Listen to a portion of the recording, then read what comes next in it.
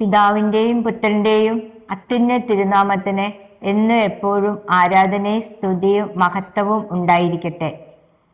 ഇന്ന് പ്രിയ സഹോദരരെ, ഇന്ന് നമ്മളെ ചിന്തിക്കാൻ പോണത് ഈശോയുടെ തിരുഹൃദയത്തെ കുറിച്ചാണ്. ഈശോയുടെ തിരുഹൃദയം അതെന്താണ്? നമ്മൾ അതിലെ ആ ഈശോയുടെ തിരുഹൃദയത്തിന്റെ മനുഷ്യരോടുള്ള സ്നേഹം, അതിൽ നമ്മളെ തിരുഹൃദയത്തിൽ അഗ്നിജ്വാലകൾ കാണുന്നുണ്ട്. എന്താണ് അഗ്നിജ്വാലകളെ?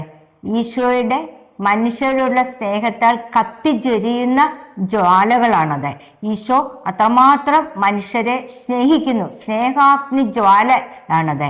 ഈശോ ആദ്യം മോശയ്ക്ക് കർത്താവ് മുൾപ്പടർപ്പിൽ പ്രത്യക്ഷപ്പെട്ടപ്പോൾ അവിടെ ഒരു മുൾപ്പടർപ്പ് കത്തിജ്വലിച്ച് കത്തിക്കൊണ്ടിരിക്കുന്ന മുൾപ്പടർപ്പിനെയാണ് കണ്ടത്.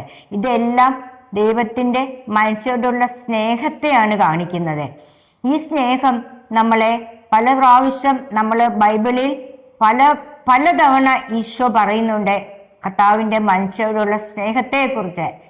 നമുക്കറിയാം, ഇപ്പൊ മനുഷ്യർ അങ്ങോട്ടും ഇങ്ങോട്ടും പരസ്പരം പറയും, ഞാൻ നിന്നെ സ്നേഹിക്കുന്നു, എനിക്ക് നിന്നോടുള്ള സ്നേഹം വലുതാണ്. ഇങ്ങനെ അങ്ങോട്ടും ഇങ്ങോട്ടും പല സ്നേഹ വാക്കുകളെ, സ്നേഹത്തിന്റെ പൊതിഞ്ഞ പഞ്ചാര വാക്കുകൾ മനുഷ്യർ ഷെയർ ചെയ്യാറുണ്ട്. പക്ഷേ ആ സ്നേഹത്തിനൊക്കെ അതൊന്നും എവർലാസ്റ്റിംഗ് അല്ല. ദൈവത്തിന്റെ സ്നേഹത്തെ വെച്ച് നോക്കുമ്പോൾ കർത്താവിന്റെ സ്നേഹം കത്തിജ്വലിക്കുന്ന ഒരു സൂര്യനാണ്. മനുഷ്യരുടേത് അതിൻ്റെ ഉള്ളിൽ ഒരു മെഴുകുതിരി ജ്വാല മാത്രമാണ്. അതാണ് കർത്താവിന്റെ സ്നേഹവും മനുഷ്യരുടെ സ്നേഹവും തമ്മിലുള്ള വ്യത്യാസം. ഈ സ്നേഹം ഒരു പ്രണയിനി തമ്മിൽ പറയുന്നത് പോലെ, ഞാൻ നിന്നെ സ്നേഹിക്കുന്നുവെന്ന് ഈശോ പറയുന്നത് പോലെ, ഈശോ ആ ബൈബിളിൽ പല പ്രാവശ്യം പറയുന്നുണ്ട് തൻ്റെ സ്നേഹത്തെക്കുറിച്ച്. ഏശയ്യാ 54:10 പറയുന്നു, എനിക്ക് നിന്നോടുള്ള സ്നേഹം അനന്തമാണ്. മലകൾ അകന്നുപോയാലും കുന്നുകൾ മാറ്റപ്പെട്ടാലും എൻ്റെ സ്നേഹം നിന്നെ വിട്ടുപിരിയുകയില്ല. എത്രയോ വലിയ ഉദാത്തമായൊരു സ്നേഹമാണെന്ന് നോക്കിക്കേ. മലകൾ മാറിയാലും പ്രകൃതി മാറിയാലും എൻ്റെ സ്നേഹം മാറൂല. ആ മനുഷ്യർ പറയുന്ന പോലെ അല്ല. ഈശോയുടെ വാക്കുകൾ സ്ഥിരമാണ്. കർത്താവ് പറയുന്നില്ലേ, ആകാശവും ഭൂമിയും കടന്നു പോകും, എൻ്റെ വചനങ്ങളോ കടന്നു പോവുകയില്ല. അത് വെള്ളത്തിൽ വരച്ച വരയല്ല, അത് സ്ഥിരമായി നിൽക്കുന്ന സ്ഥായിയായ ഒരു വചനമാണത്. അതുപോലെ എത്രയോ പ്രാവശ്യമാണ് ജെറമ്യാ 31:3 പറയുന്നു, എനിക്ക് നിന്നോടുള്ള സ്നേഹം അചഞ്ചലമാണ്, നിന്നോടുള്ള സ്നേഹം അനന്തമാണ്, നിന്നോടുള്ള വിശ്വസ്തത അചഞ്ചലവും.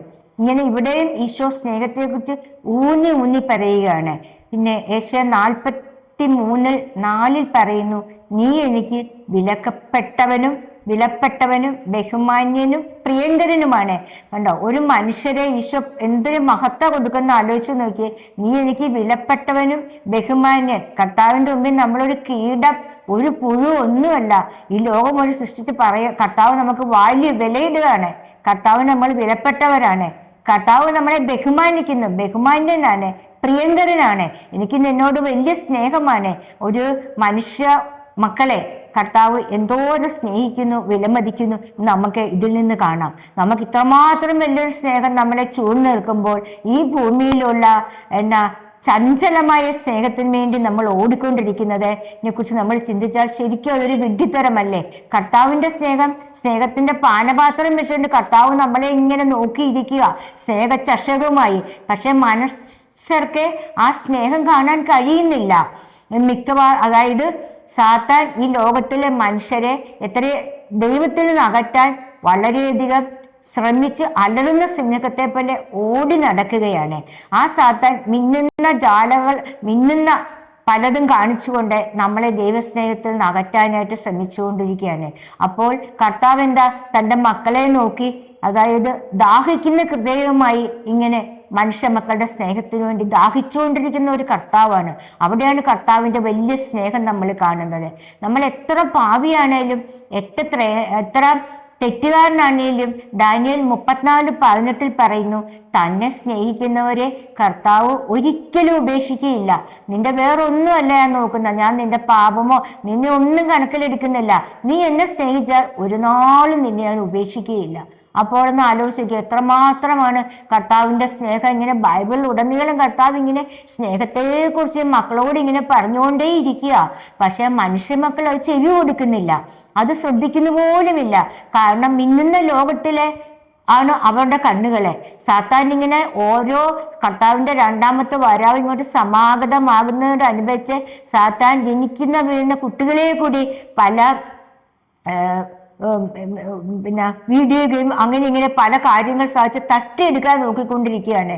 അപ്പം ഇതെല്ലാം കൊണ്ട് ശരിക്കും പറഞ്ഞാൽ കണ്ണുനീർ വാർക്കുന്ന ഒരു സ്നേഹ ഹൃദയമാണ് ഈശോയ്ക്കുള്ളത്.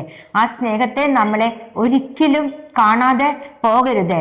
പിന്നെ ഏഷ്യ 62:5 പറയുന്നു, നിന്റെ മണവാളൻ മണവാട്ടിയെ സ്നേഹിക്കുന്ന പോലെയാണ് ഞാൻ നിന്നെ സ്നേഹിക്കുന്നത്.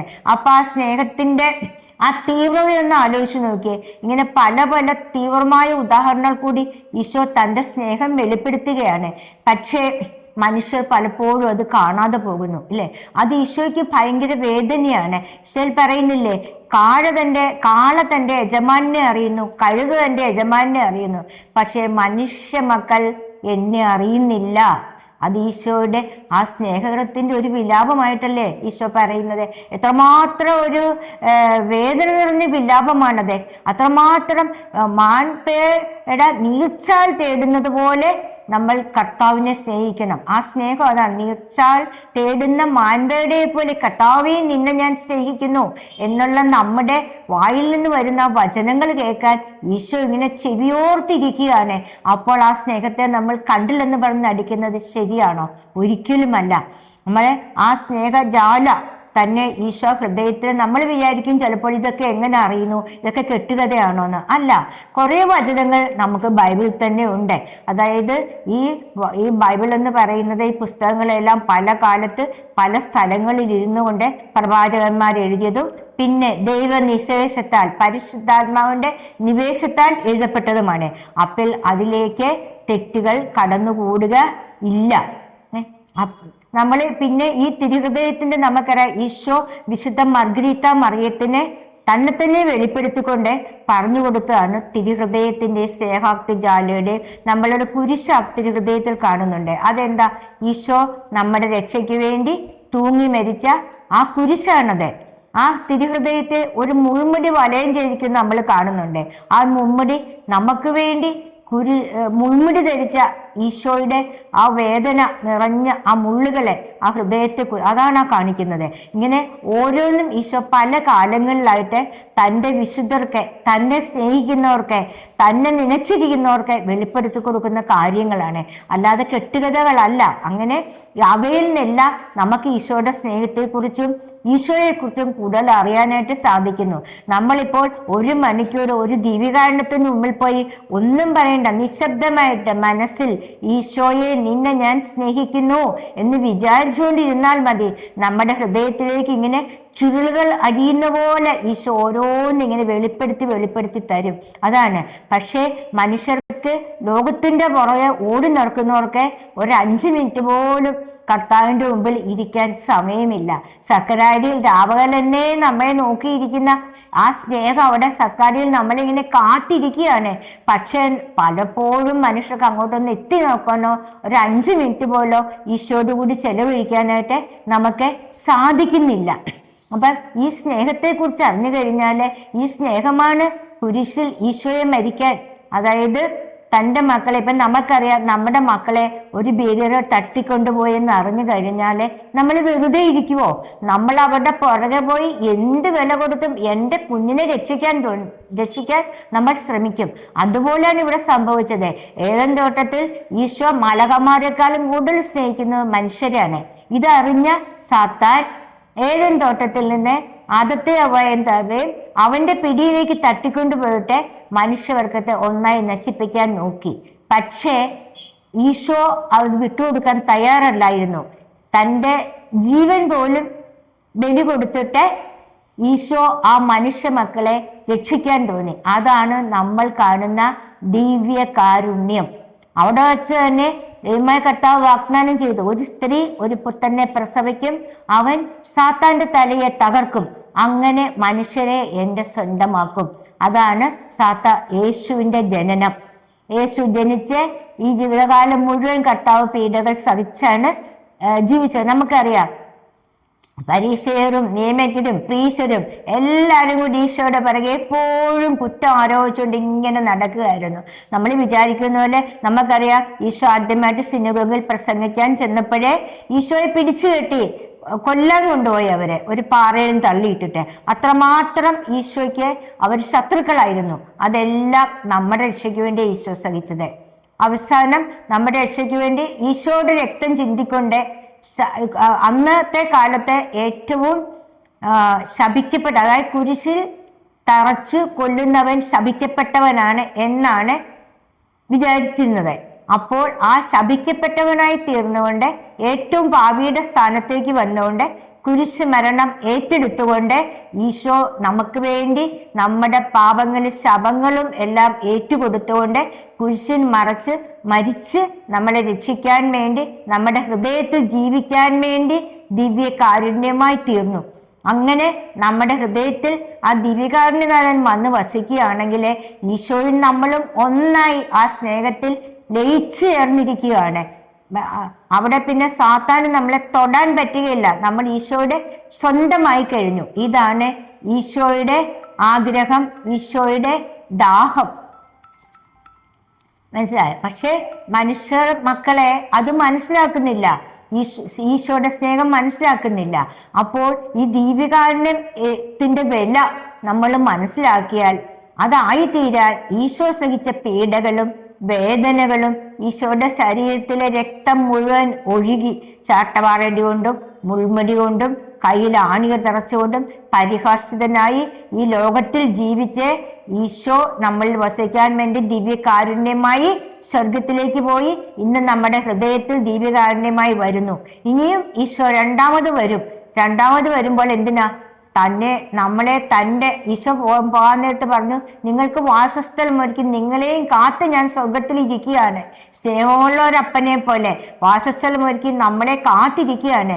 പക്ഷേ അതിനിപ്പുറത്തെ ഈശോയുടെ ഒരു വേദനാജനകമായ വചനം കൂടെ വരുന്നുണ്ട്. ലൂക്ക 17:8 പറയുന്നു, മനുഷ്യപുത്രൻ വരുമ്പോൾ ഭൂമിയിൽ വിശ്വാസം കണ്ടെത്തുമോ? അത് ഈശോയുടെ വേദനയുടെ നെടുവീർപ്പാണ്. ഈശോ രണ്ടാമത് വരാറായി, പക്ഷേ വിശ്വാസം വളരെയധികം തകർന്നിരിക്കുന്നു. അല്ലേ? നമ്മളെ ആത്മാർത്ഥമായി സ്നേഹിച്ചുകൊണ്ട് ഈശോയുടെ അരികിലേക്ക് എത്തുന്നവരെ എത്ര പേരുണ്ടെന്ന് നമുക്ക് ചിന്തിച്ചാൽ അറിയാം.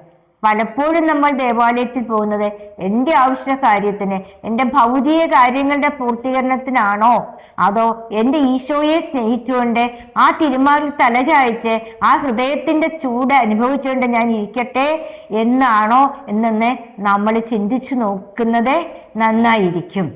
പിന്നെ ഇനി നമുക്ക് വീണ്ടും കാണാം. ശമിശയ്ക്ക് സ്തുതിയായിരിക്കും.